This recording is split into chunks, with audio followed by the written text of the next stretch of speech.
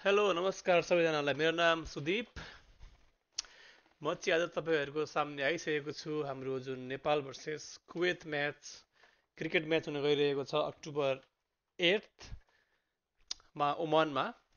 र त्यसको लागि चाहिँ म आज प्रिडिक्सन गर्न गइरहेको छु। तपाईँहरू सबैजना थाहा नै छ, नेपाल भनेको फेभरेट टिम हो कुवेतको अगेन्स्टमा। अनि मैले चाहिँ यो स्पोर्ट्स प्रिडिक्सन चाहिँ गर्न भर्खर भर्खर थालेको छु।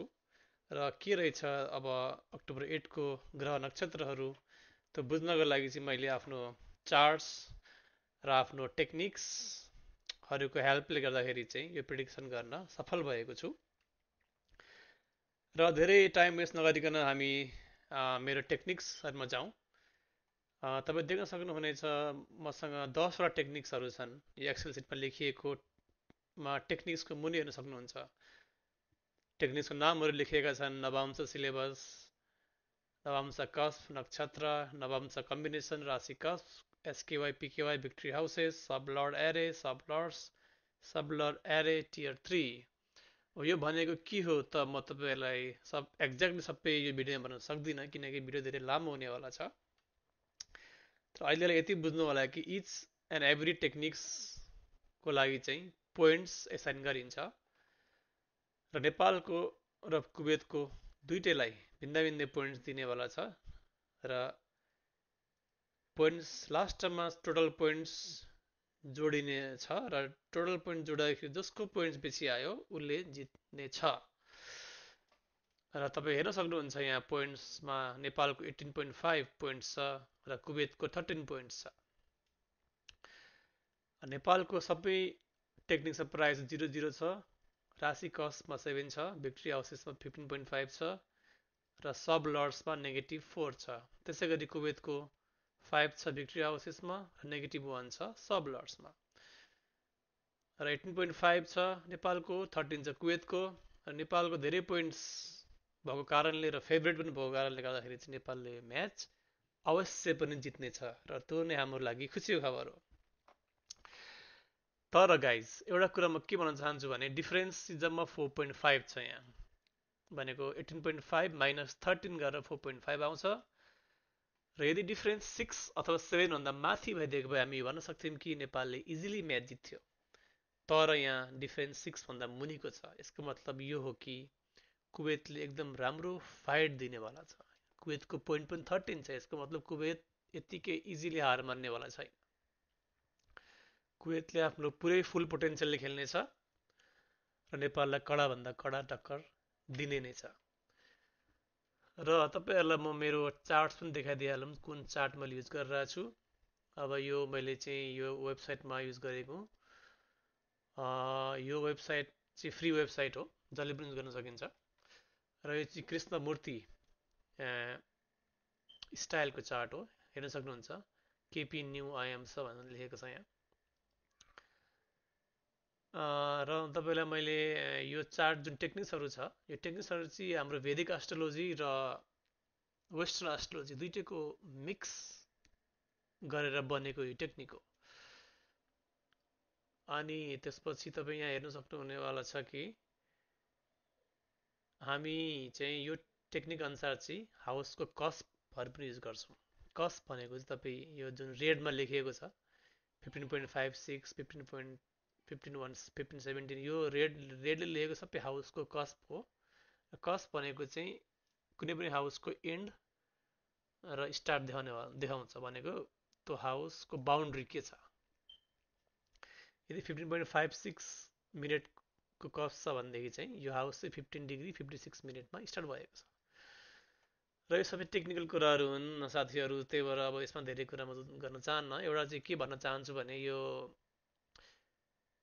यो जुन भिक्ट्री हाउसेस जुन हामी भन्छौँ, भिक्ट्री हाउसेस चाहिँ अन्डरडग र फेभरेट दुइटैको हुन्छ।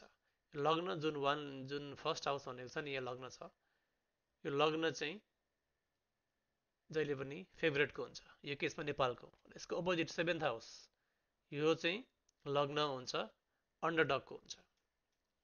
त्यसै गरी फेभरेटको लागि चाहिँ भिक्ट्री हाउस भनेको first, third, 6th, 10th, 11th अन्डरडगको लागि भिक्ट्री हाउस भनेको 7th 9th, त्यसपछि यो 12th 4th 5th। र यो भिक्ट्री हाउसेसमा चाहिँ तपाईँको नक्षत्र ग्रह राम्रो छ भनेदेखि चाहिँ त्यो टिमलाई एकदम फेभरेबल बुस्ट मिल्छ र जित्ने चान्स बेसी हुन्छ। त्यसै गरी नेगेटिभ इफेक्ट छ ग्रह नक्षत्रको भनेदेखि चाहिँ जित्ने चान्स चाहिँ धेरै नै कम हुन्छ।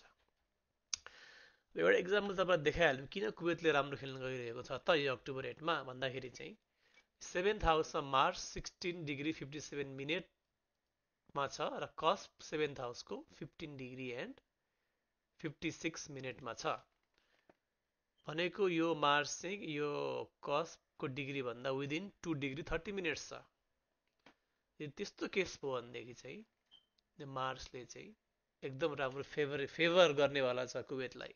र कुवेतले तपाईँ म्याचमा पक्कै पनि कुवेतले एकदम राम्रो स्किल देखाएको हेर्न सक्नुहुनेछ र एकदम राम्रो फाइट दिनेवाला छ। फिल्डमा पनि एकदम राम्रो फिल्डिङ गर्नेवाला छ मेरो प्रेडिक्सन अनुसार चाहिँ।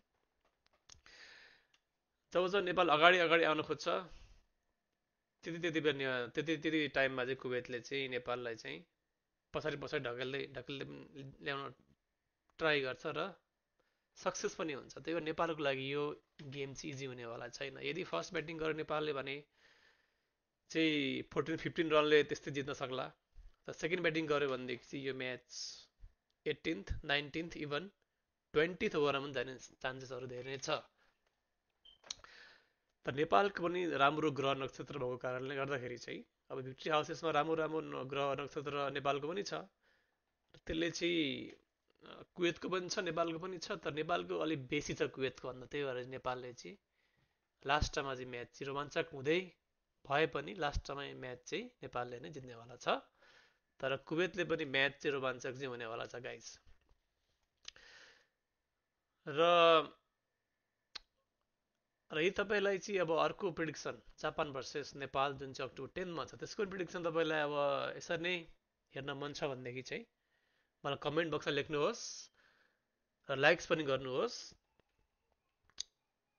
अनि त्यसपछि म अर्को भिडियो पनि बनाउँला यसै गरी नै। यदि तपाईँलाई अब कुनै फुटबलको प्रिडिक्सन गर्न मन छ भने पनि म, अथवा बेसबलको गर्न मन छ, एनएफएलको गर्न मन छ, जेको गर्न मन छ, यदि तपाईँहरू सबैजनाले चाहिँ त्यसको प्रिडिक्सन मलाई गर्नुहोस् भन्नुभयो भने पनि चाहिँ म तपाईँहरूको रिक्वेस्टमा चाहिँ त्यो प्रिडिक्सन गरेर चाहिँ तपाईँहरूको सामुन्ने यसरी नै चार्ट्स यसरी नै एक्सेल सिट ल्याएर देखाउनेवाला छु र हेरौँ प्रिडिक्सन कतिको मिल्दो रहेछ त। किनकि मैले गरेको लास्ट 8 र 9 प्रिडिक्सन मैले सबै मिल्न गएको छ र I am pretty much sure यो प्रिडिक्सन पनि मिल्ने नै छ। र यति भन्दै तपाईँ सबैहरूमा म नमस्कार गर्न चाहन्छु र धन्यवाद। र भिडियोलाई लाइक र सब्सक्राइब गरिदिनु होला यदि चित्त बुझेमा। Thank you.